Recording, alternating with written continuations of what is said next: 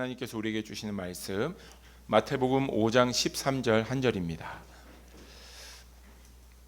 마태복음 5장 13절 한 절의 말씀을 우리 한 목소리로 읽도록 하겠습니다. 시작. 너희는 세상의 소금이니 소금이 그 맛을 잃으면 무엇으로 짜게 하리요? 후에는 아무 쓸데없어 다만 밖에 버려져 사람에게 밟힐 뿐이니라. 아멘. 이는 살아계신 하나님의 말씀입니다. 아멘. 앉으시겠습니다.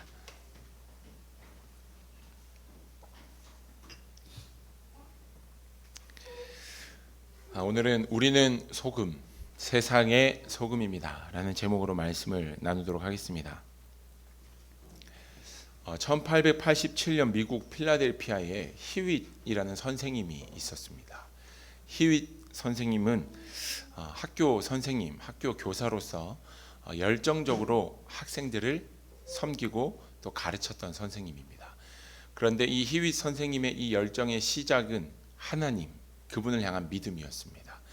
믿음 안에서 함께 예배하는 모든 함께 공부하는 이 학생들이 하나님의 사랑으로 사랑할 수 있기를 간절히 원하는 마음으로 이 학생들을 항상 섬겼던 선생님이십니다. 어느 날 이 히윗 선생님이 학교에서도 포기한 문제아 학생과 상담을 하게 되었습니다. 문제아 학생을 예수님의 마음을 가지고 모든 선생님들이 이 학생을 반가워하지 않았고 좋아하지 않았지만 이 히윗 선생님은 예수님의 사랑이라면 이 학생을 변화시킬 수 있을 것이다 라는 믿음을 가지고 이 학생과 상담을 했습니다. 상담을 하던 중 이 학생이 뭐가 마음에 안 들었는지 갑자기 화가 올라왔는지 갑작스럽게 이 히윗 선생님을 공격하기 시작했습니다. 그래서 이 히윗 선생님을 어떤 물체를 가지고 등을 때림으로 인해 이 히윗 선생님이 크게 다치게 되었습니다. 공교롭게도 척추 부상을 입게 되어서 히윗 선생님이 거의 대부분의 시간을 침상에 누워 지내야 했고 더 이상은 학교 선생님으로서의 역할을 감당할 수 없었습니다. 거동이 너무너무 불편하여 집 안에서 누워 있거나 앉아 있거나 하는 것이 이 선생님이 할 수 있는 전부였습니다. 일상이 무너지고 나니까 아프기 전에는 사사롭게 지나쳤던 그 모든 것들이 이제는 화가 나고 짜증이 나기 시작하는 겁니다.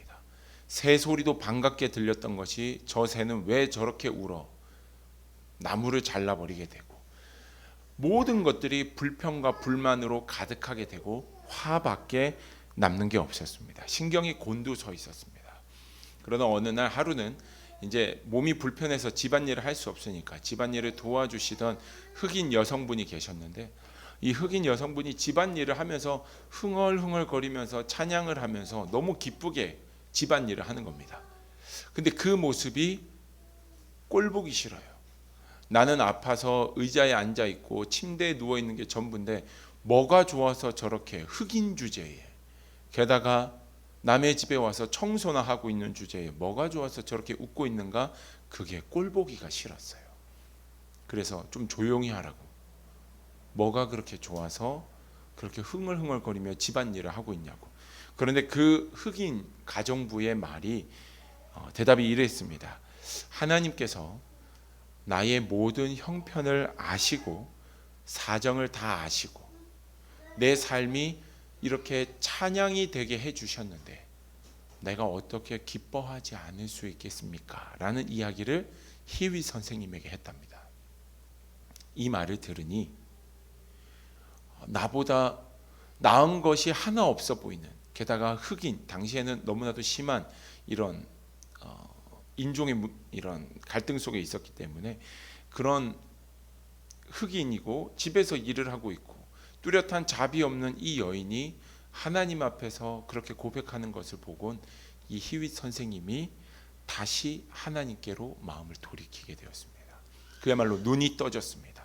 닫혀있던 마음의 눈이 하나님을 향해 떠지게 되고 그때부터 이 히윗 선생님이 병상에서 할 수 있는 게 많이 없으니까 시를 쓰기 시작했습니다. 하나님이 보여주시고 하나님이 깨닫게 해주시는 것들에 대해 감사하는 마음으로 시를 쓰기 시작했고, 그 많은 시들 중에 하나가 우리가 너무나도 잘 알고 있는 찬양으로 불려지고 있습니다. 그게 뭐냐면 주 안에 있는 나에게입니다. 그 병상 중에 있을 때 아무것도 할 수 없다는 것을 철저하게 깨달을 때, 자신은 예수님의 마음으로 학생을 사랑으로 섬겼지만 돌아온 것은 고통밖에 없을 때 이 선생님이 이 시를 쓰셨대요. 우리 같이 한번 찬양해 볼까요? 주 안에 있는 나에게 난 근심이 있으랴. 십자가 밑에 나가 내 짐을 풀었네. 주 안에 있는 나에게 딴 근심이 있으랴. 십자가 밑에 나가 내 짐을 풀었네. 주님을 찬송하면서 할렐루야 할렐루야.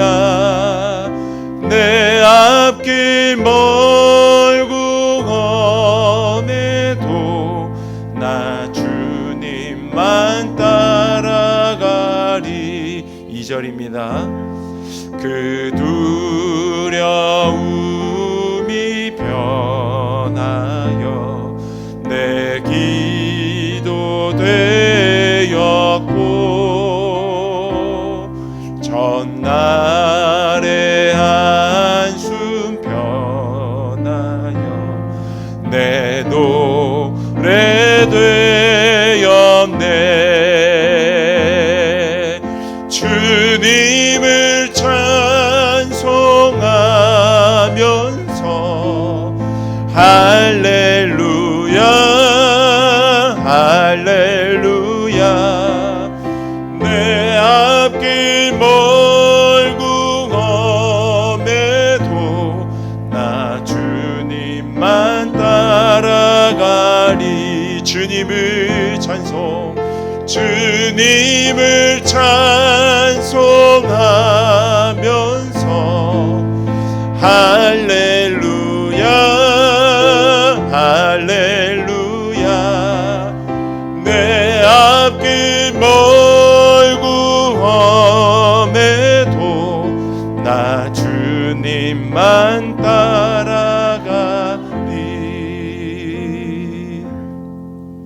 아멘. 할렐루야. 정말 그런 것 같습니다. 좋은 환경과 좋은 상황이 우리의 믿음을 더해주는 게 아니라 우리 가운데 정말 하나님이 나와 함께하고 계시다라는 것을 깨닫게 된다면 환경과 상황을 뛰어넘는 은혜가 우리 가운데 있게 되는 것을 저는 확신합니다.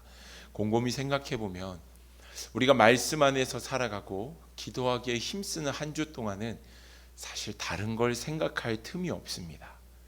그런데 반대로 우리가 말씀 안에서 기도 안에서 살아가지 못할 때 자꾸 다른 생각들이 틈타는 것들을 우리는 경험합니다. 염려하지 않아도 되는 것들을 염려하고, 고민하지 않아도 되는 것을 고민하고, 기도하지 못하고 말씀 앞에 나아가지 못할 때마다 우리는 그런 것을 경험할 때 우리의 환경이 우리를 행복하고 살 수 있게 만드는 게 아니라 하나님이 우리와 오늘 함께 하시는가가 얼마나 귀하고 중요한 문제인지 다시금 생각하게 합니다. 오늘 말씀 마태복음은 유대인들을 대상으로 이 마태가 쓴 복음서입니다. 그러다 보니 마태복음에는 구약 성경의 내용을 인용하고 있는 부분들이 참 많습니다. 우리 5장 13절을 보았는데요. 5장 1절 말씀에서 보면 이 이야기에 예수님이 말씀하고 계신 이 이야기의 대상이 누군지를 말해줍니다. 무리들이 나와왔는데 제자들이 나와왔다라고 얘기하고 있습니다. 그래, 여기 5장 1절에서 말하고 있는 제자들을 많은 학자들은 첫 번째 대상이 되었던 유대인들과 그리고 당시에 그리스도인이라는 사실만으로 박해를 받았던 사람들이 이 제자들이었을 것이다 라고 얘기합니다. 유대인들이 하나님이 아니라 예수를 믿어 이 사실만으로도 당시에는 박해받았던 때입니다.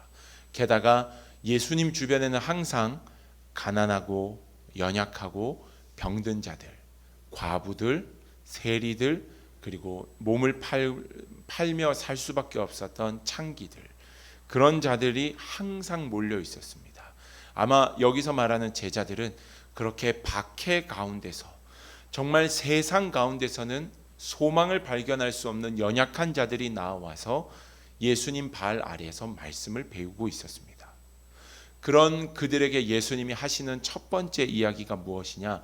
너희는 세상의 소금이다라는 겁니다. 예수님의 말씀을 우리가 잘 기억했으면 좋겠어요. 소금이다.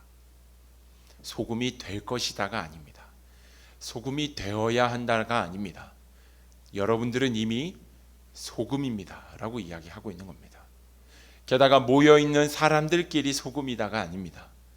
교회 안에서만, 믿는 제자들의 무리 속에서만 소금이 아니라 당신들을 박해하고 당신들을 핍박하고 당신들에게 모욕감을 주는 그 사람들 속에서 여러분들은 소금이 되어야 합니다가 아니라 이미 소금입니다 라고 얘기하고 있는 것입니다. 당시의 소금은 사해 바닷물을 증발시켜서 얻어내야 됐습니다. 그런데 지금처럼 기술이 좋지 않았습니다. 기술이 없었어요. 그러다 보니 소금, 우리가 맛보고 있는 소금의 그 결정체를 사람들이 보고 만지는 것이 흔한 일이 아니었습니다. 그러다 보니 염분이 필요할 때는 짭짤한 소금기가 있는 바위를 핥아 먹기도 했던 게 당시의 모습이었습니다. 그럴 수밖에 없었어요. 소금을 얻을 수 없으니까. 염분을 얻으려면 돌을 핥아 먹든지, 아니면은 음식을 만들고 있을 때 너무 싱겁잖아요. 그러면 간을 맞추려면 짭짤한 돌, 염분기가 있는 돌을 음식에 넣어둡니다. 그리고 그 음식이 조리가 되면 소금을 꺼내고 돌을 꺼내는 거죠. 그런 과정들을 통해서 소금을 취해야 했습니다. 너무나도 소금이 귀하다 보니까 당시에 로마 군사들에게는 월급을 줄 때 소금을 주기도 했습니다. 소금을 주는 날은 특별 보너스가 있는 날과도 같았습니다. 너무너무 귀했던 것이 소금. 그래서 당시 로마에는 가장 귀한 두 가지가 있다. 첫 번째는 햇빛이요, 두 번째는 소금이다라고 얘기할 만큼 귀하게 여겨졌던 것이 바로 소금입니다. 노동자들에게 노동을 착취하여서 얻어내야 했던 것이 값비싼 소금이었고, 노동자들의 대부분은 이 소금보다 못한 인생을 살아가고 있었습니다. 당시에 예수님과 함께 있었던 자들은 말씀드렸지만 가난하고 병들고 연약한 자, 사람들에게 박해받았던 자, 직업적으로도 바로 서 있지 못했던 자들, 게다가 육신적으로도 아프고 힘들었던 자들이었습니다. 모든 사람들이 손가락질하고 인생에 있어서 재물보다도 소금보다도 못한 인생의 그런 대우를 받으면서 살았던 그들에게 여러분들은 소금입니다 라고 얘기하고 있는 것이 예수님의 말씀이었다라는 겁니다. 이 말씀 속에 담겨있는 의미를 우리는 기억해야 됩니다. 우리는 이 소금이다라는 이 말을 생각할 때 대부분의 말씀 속에서는 행위와 기능을 먼저 생각합니다. 왜냐하면 소금 하면 짜다, 이게 먼저 떠오르잖아요. 소금 하면 간을 맞출 때 이렇게 넣어야 되는 게 소금이잖아요. 그러다 보니 기능적인 부분을 우리가 먼저 생각하지만 오늘 본문의 예수님은 그 소금을 가리켜서 기능이 먼저가 아닌 존재가 먼저임을 이야기해 주고 계십니다. 그런데 이러한 존재가 먼저, 행위와 기능이 먼저가 아니라 존재가 우선시 되는 모습은 하나님께서 이 땅을 창조하실 때부터 나타났던 모습입니다. 하나님께서 이 땅에 사람들을 만드시고 1장 28절, 창세기 1장 28절 말씀에서 보면 5가지의 명령을 하십니다. 생육하고 번성하고 충만하고 정복해야 된다. 그리고 이 땅을 다스려야 된다라는 5가지의 명령을 하나님께서 아담에게 허락하십니다. 이 일을 해야 된다. 그런데 중요한 건 이 일을 하기에 앞서서 26절과 27절 바로 앞절인데요. 어떠한 일이 먼저 일어나느냐, 초록색 글씨를 보시게 되면 우리의 형상을 따라, 하나님께서 우리의 형상을 따라 우리의 모양대로 우리가 사람을 만들었다.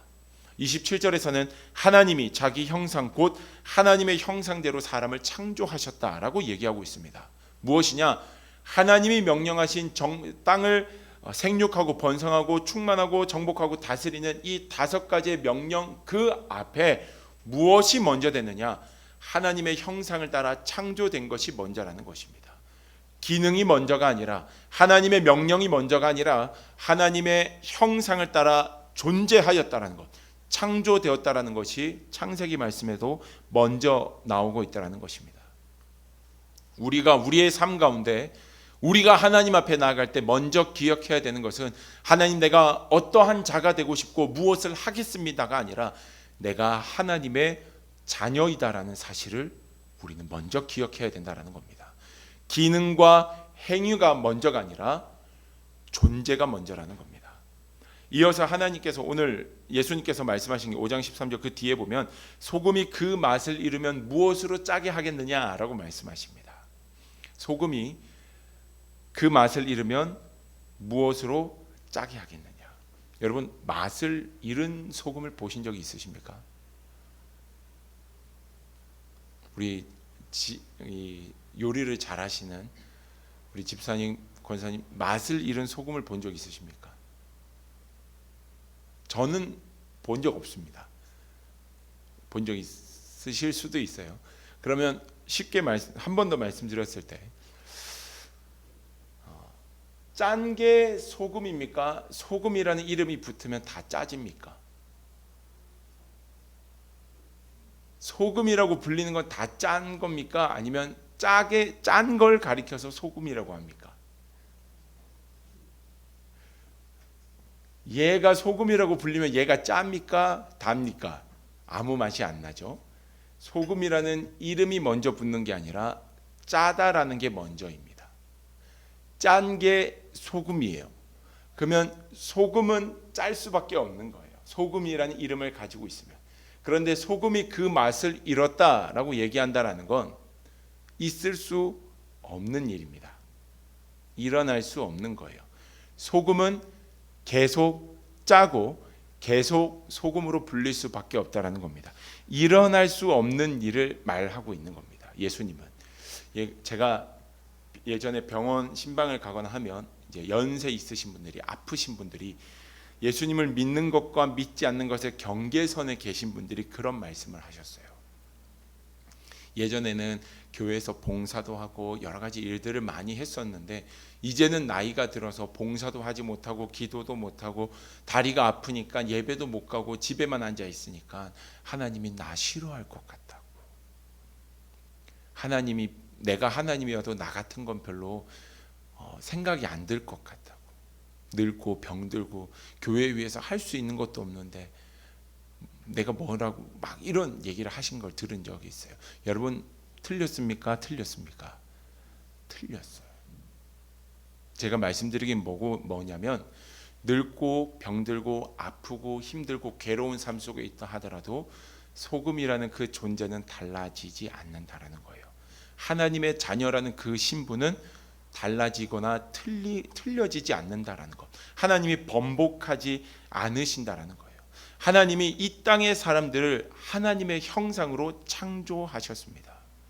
하나님은 이 땅의 사람들을 소금이라고 이미 부르시기로 작정하셨어요. 그 사람이 실패를 한다 할지라도, 아프고 병들고 있다 할지라도 그 사람은 하나님의 형상으로 지음받은 하나님의 사람이라는 것입니다. 우리의 인생 속에서도 실패를 거듭할 수 있어요. 사랑하는 자녀들이 열심히 공부하고 노력해도 안 되는 것들을 경험할 수 있습니다. 내 삶 속에서도 좌절과 절망을 경험하게 될 수 있어요. 내가 원하는 인생의 계획대로 내가 다 흘러가지 않을 수도 있습니다. 생각하지 못한 육신의 아픔으로 인해서 어느 날부터 갑자기 내가 원하지 않는 휠체어를 타야 하는 상황이 우리에게 주어질 수도 있어요. 그렇다 하더라도 우리의 존재는 달라지지 않는다라는 거예요.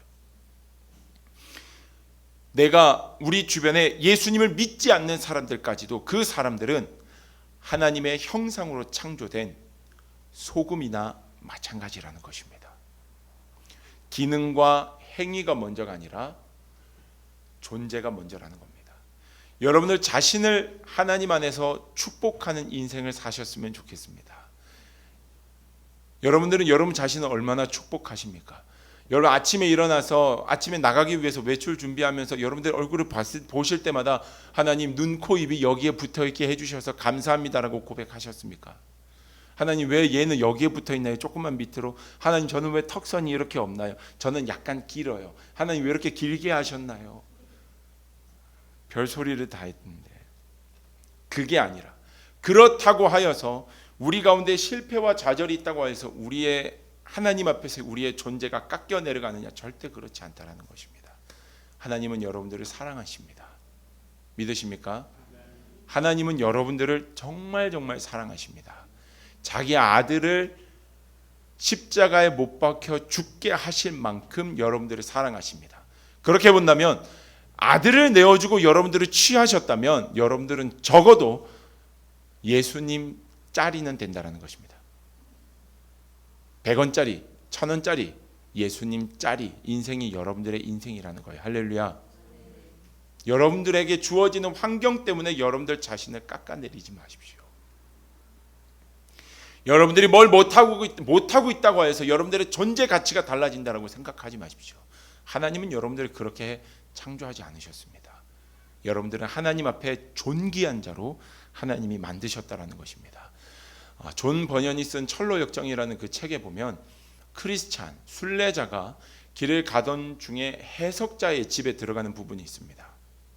해석자의 집에 도착했을 때 해석자가 각 방들을 보여주면서 순례자에게 이 방은 어떤 방인지를 소개해 줍니다. 그런데 한 방에 갔을 때 벽난로에 불이 붙어 있는데 그 벽난로 앞에 마귀가 물을 끼얹고 있는 겁니다. 그 벽난로에 불을 끄기 위해서 물을 끼얹고 있는 마귀를 보고 저 사람은 뭐 하고 있는 겁니까? 이거 무슨 뜻입니까? 물어보니 해석자가 이렇게 말했어요. 이 불은 사람의 마음속에 작용하는 은총, 은혜를 의미합니다. 하나님이 우리에게 주신 구원의 은혜. 그런데 불에 물을 끼얹어 꺼버리려고 노력하는 자는 마귀인데 그럼에도 불구하고 불은 점점 더 세게 타오르고 있습니다. 그 이유가 무엇인지 보여주겠습니다 라고 말하더니 이 크리스찬, 순례자를 데리고 그 벽난로 뒤에 있는 방으로 갑니다. 그 벽난로 뒤에 가니까 어떤 사람이 똑같이 그 불에다가 마귀 몰래 기름을 붓고 있는 겁니다. 크리스찬이 물었어요. 이건 또 뭡니까? 이분은 그리스도이십니다. 인간의 마음속에 이미 넣어준 은총이 보존되게 하기 위해서 끊임없이 은혜의 기름을 부어주고 있는 겁니다. 이렇게 하심으로 마귀가 아무리 은총을 없애려고 수단 방법을 가리지 않고 날뛰어도 인간의 영혼은 변함없이 자비로우신 하나님의 은총을 누리게 되는 것입니다. 이게 해석자의 말이었습니다. 하나님께서 우리 가운데 부어주신 은혜는 그 어떤 것으로도 꺼지지 않는다라는 것. 왜요? 예수 그리스도께서 하나님께서 오늘 우리의 삶 가운데 또 은혜를 부어주심으로 그 은혜가 사그라들지 않도록 우리의 존재 가치가 깎여 내려가지 않도록 우리를 보호하시고 함께하고 계시다라는 것입니다. 여러분 가슴에 손을 얹으십시오. 축복하세요. 손 얹으세요. 축복하세요. 나는 하나님의 사랑받는 주님의 자녀야. 시작. 하나님의 사랑받는 주님의 자녀야. 믿으십니까? 우리의 믿음은 여기서부터 시작이 되어야 합니다. 교회는 행위과 기능이 아니라 이 믿음에서 시작되는 겁니다. 이 믿음 안에 있을 때에 살아내지는 것을 경험하는 게 우리의 삶입니다. 내가 뭔가를 더 하는 게 아니라 이 믿음 안에 내가 존재하고 하나님의 사랑이 나를 붙들고 있고 나를 감싸고 있다는 것을 경험할 때에 사라지는 능력을 경험하는 것입니다. 나를 통해 자연스럽게 짠맛이 나는 것들을 경험하는 것이라는 거예요. 사랑하는 여러분, 여러분들이 정말 귀한 하나님의 사람이심을 기억하시기를 축복합니다. 내가 소금이구나, 내가 정말 귀한 존재구나, 내가 분명한 존재적인 가치 안에서 살아가고 있구나라는 이 사실을 기억하면 우리는 자연스럽게 그 맛을 낼 수밖에 없습니다.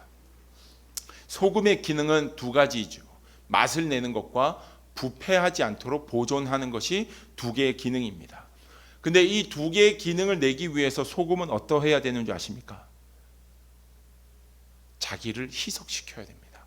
갈아내야 됩니다. 그렇기 때문에 내 힘으로 할 수 있는 것이 아닙니다. 맛을 낸다라는 건 우리 스스로를 갈아내야 되는 것이기 때문에 우리 스스로 할 수 있는 게 아닙니다. 하나님이 도와주셔야만 할 수 있는 것입니다. 믿음 안에서, 말씀 안에서 내가 세워졌을 때 하나님이 우리로 하여금 그 적절한 짠 맛을 낼 수 있도록 우리를 도와주십니다.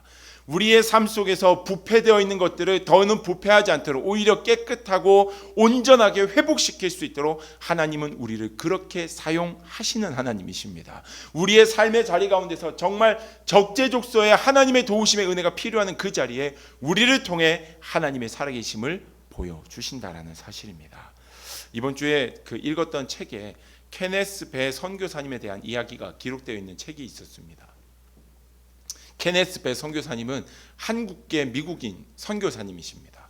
그런데 이 선교사님의 마음속에 북한 땅을 향한 마음이 있으셔서 강 건너에서 항상 북한을 위해 축복하며 기도하다가 이제는 북한에 들어가서 뭔가를 좀 해봐야 되겠다라고 생각하고 미국인이셨으니까 북한으로 들어갈 수 있는 관광 상품을 개발하여서 북한을 오고 가며 선교 활동을 하셨던 분이 케네스 배 선교사님이십니다.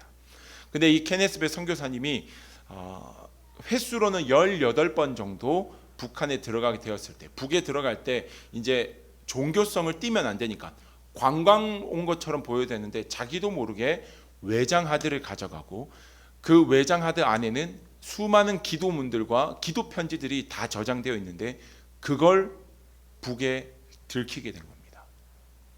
그래서 이 케네스 배 선교사님이 2012년에 북에 잡혀가서 조사를 받고 결국 15년형을 받습니다.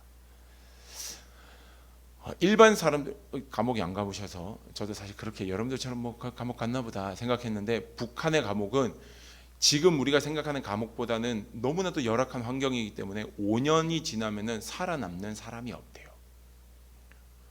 외국인 수용자 한 명에 40명 정도 되는 북한군이 지키고 있는 그 수용소에서 15년형을 받았대요.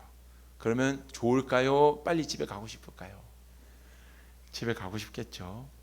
미국 시민권자로는 최초로 감옥에 가셨대요. 북한 감옥에. 어떻게든지 하나님을 붙들며 하나님 앞에 기도하며 믿음으로 살아가며, 근데 그게 잘 안 됐더래요. 근데 그때마다 하나님이 내가 너와 함께 하고 있다라는 것을 깨닫게 해주셨답니다. 케네스 배 선교사님께서 그 자신에게 있었던 일을 이런 이야기를 하나 쓰셨어요. 교화소 노동 시간에는 자신이 먹을 음식을 직접 기르는 일이 있었는데 농업과는 거리가 멀었던 그에게 쉽지 않은 일이었다. 그나마 주어진 땅도 척박한 언덕배기의 땅이었다. 당뇨를 비롯하여 여러 질병이 있었던 그는 떼약볕에 괭이로 딱딱한 땅을 파는 것조차 큰 고역이었다. 어느 날 교화소 지휘관이 언덕배기 땅에 난 형편없는 작물들을 보고 그를 나무랐다. 지휘관은 아래쪽 골짜기에 줄지어 선 일항에서 잘 자란 교화소의 작물들과 언덕배기에 있는 작물들을 비교하며 이렇게 말했다. 너희는 하늘에서 도와준다 했디. 우리는 위대한 수령 김일성 동지께서 주신 농경 방식이 있디요. 둘이 얼마나 다른지 한번 보라고 하면서 그 작물과 이 작물을 비교하면서 그 동지께서 주신 농경이 더 좋다. 하늘에서 도와주는 건 별거 아니다라고 하면서 얘기했답니다. 그날 밤 번쩍이는 번개와 천둥 소리에 잠에서 깼다. 폭우가 쏟아지는 소리가 들렸다. 그러더니 건물 안에서 소동이 일어났다. 사람들이 고함을 지르고 복도를 오르내리는 발소리와 바깥문이 쾅 닫히는 소리가 들렸다. 너무 피곤해서 일어나 창밖을 내다볼 힘조차 없었다. 몸을 뒤척이다 다시 잠들었다. 다음 날 아침 교도소장이 내 방 앞을 지나가는데 누가 봐도 화난 표정이 역력했다. 무슨 일입니까? 내가 물었다. 어젯밤 홍수가 나서 콩밭 전체가 물에 잠겼다. 다 떠내려갔다. 그가 말했다. 콩은 간수들을 비롯한 전 직원의 주식이었으므로 이건 엄청나게 큰 타격이었다. 밖으로 나가보니 다 쓸려가지는 않았다. 간수들의 밭은 사라졌지만 내 밭은 멀쩡했다. 언덕배기에 있었던 밭은 멀쩡했다라고요. 나는 마치 온 애굽의 재앙이 닥쳤을 때도 아무 일이 없었던 이스라엘 백성 같은 심정이었다. 나는 홀로 미소를 지으며 혼잣말로 기도했다. 하나님, 정말 유머 감각이 넘치시네요. 여기서 주님의 살아계심을 확실히 증명하셨습니다. 이게 케네스 배 선교사님의 간증이었습니다. 이 선교사님은 735일, 2년하고 5일이 지난 뒤에 이제 나오게 되어서 다시 미국 땅으로 돌아가시게 되었습니다. 그 이후에 많은 참 간증을 하면서 하는 모습을 봤는데 참 은혜가 되었습니다. 소금이라는 기능을 생각해 본다면 어떻게 보면 우리 안에 내가 하나님의 사람이라는 이 존재가 우리 안에 가득할 때에 어떠한 경우에도 흔들리지 않을 때 자연스럽게 우리로 하여금 나타날 수 있는 것이 소금이라는 기능과 행위가 되는 것인 줄로 저는 믿습니다. 상황과 환경을 초월하여 하나님이 내게 허락하신 노동이라는 값진 선물을 통해 맛을 내고 부패를 방지하는 삶, 이것이야말로 오늘 우리가 살아가는 진짜 하나님의 사람의 모습인 줄로 믿습니다. 성경에서는 소금의 구체적인 기능을 다루고 소금을 비유하며 이야기하고 있는 부분들이 있습니다. 마가복음 9장 50절은 오늘 본문의 같은 내용인데요. 이러한 내용을 덧붙이고 있습니다. 너희 속에 소금을 두고 서로 화목하라 하시니라. 소금의 기능을 얘기하는 부분 중에 하나입니다. 소금을 두고 무엇 하라고요? 화목하라. 화목하라. 사람을 이해해주고 받아주고 서로 화목해주는 것이 내 안에 소금을 두고 내 안에 하나님의 사랑이 가득할 때에 이 화목이 비로소 이루어질 수 있다는 것을 말씀하셨습니다. 맛을 내는 거죠. 골로새서 4장 6절에 또 이렇게 말하고 있습니다. 너희 말을 항상 은혜 가운데서 소금으로 맛을 냄과 같이 하라. 무엇을 그렇게 하라고요? 말을요. 우리의 말을 소금으로 맛을 냄과 같이 그 사람들에게 사랑을 어떻게 보면 상황과 환경에 맞는 적절한 말들을 통해 위로하고 격려하며 예수님의 사랑 안에 거해야 된다는 것. 어떻게 보면 이것이 소금된 우리가 살아가야 되는 믿음의 모습. 이 땅의 부패를 방지하고 이 땅에 적절한 하나님의 맛을 나타내는 방법이 되지 않나 다시금 생각해 보게 됩니다. 사랑하는 여러분, 말씀을 마무리하겠습니다. 저와 여러분들은 하나님 안에서 소금. 하나님은 우리를 그렇게 부르셨습니다. 어떠한 것도 우리의 존재 가치를 깎아내릴 수 없습니다. 여러분들은 하나님의 사람이고 하나님의 사랑 그 자체입니다. 믿으십니까? 믿으십니까? 실패할 수 있습니다. 절망할 수 있고요. 안 되는 것들을 경험할 수도 있습니다.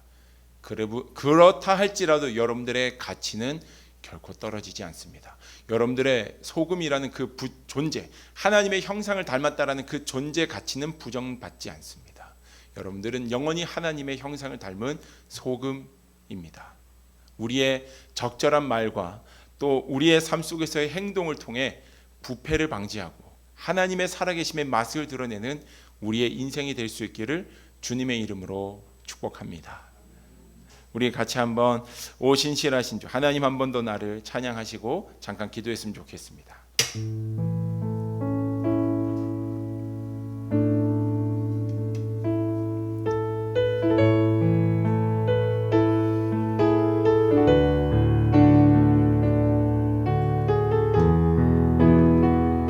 우리 들으신 말씀을 생각하며 그 주님의 사랑을 묵상하며 찬양합시다. 하나님 한 번도 나를 실망시킨 적 없으시고 언제나 공평과 은혜로 나를 지키셨네. 지나온 모든 세월들 돌아보아도 그 어느 것 하나 주의 손길 안 미친 것 전혀 없네. 아멘. 오 진실하신 주, 오 신실하신 주, 내 너를 떠나지도 않으리라. 내 너를 버리지도 않으리라. 약속하셨던 주님, 그 약속을 지키사 이후로도 영원토록 나를 지키시리라 확신하네. 오 신실하신 주, 아멘. 오 신실하신 주, 내 너를 떠나지도 않으리라. 내 너를 버리지도 않으리라. 약속하셨던 주님, 그 약속을 지키사 이후로도 영원토록 나를 지키시